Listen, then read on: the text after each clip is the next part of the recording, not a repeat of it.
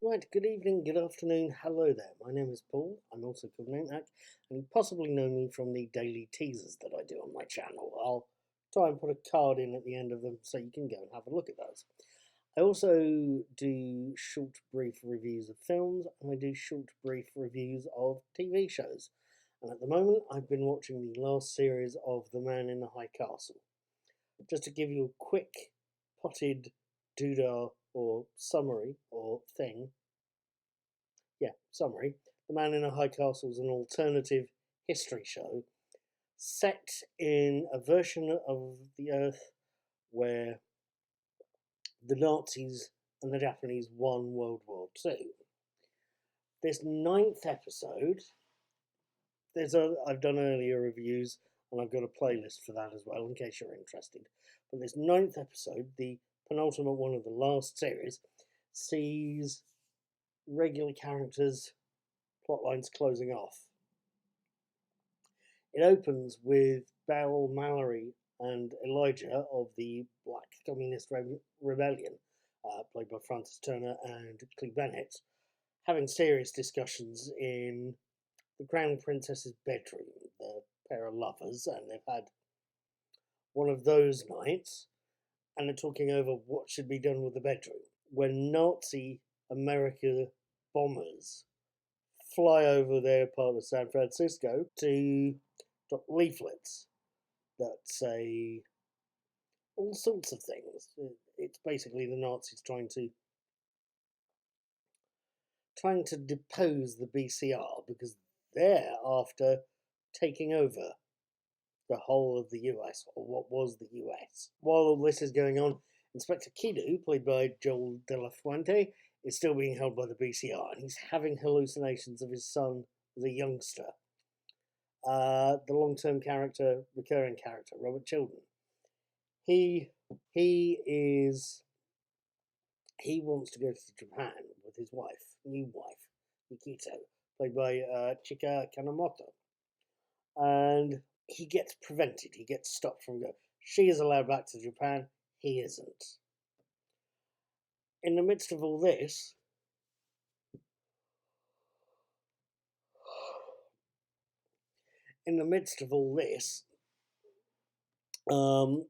Juliana, Alexa Davalos, is finally gets in touch with Helen, Sheila Halsdall,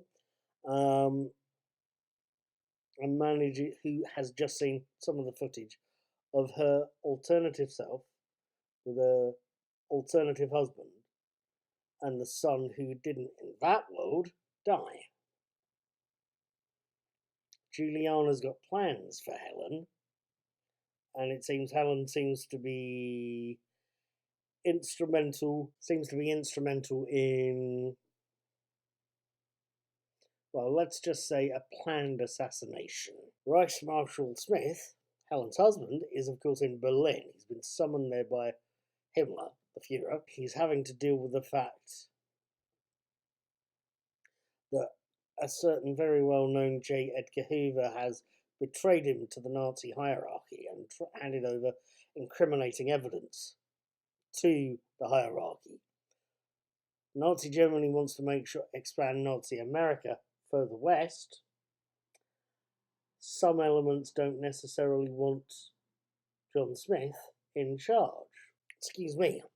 There are plans afoot in this penultimate episode. Now, I suppose you're going to ask me what I thought of it. It's another very good episode. Beautifully done. It's taut. It's twists and turns there.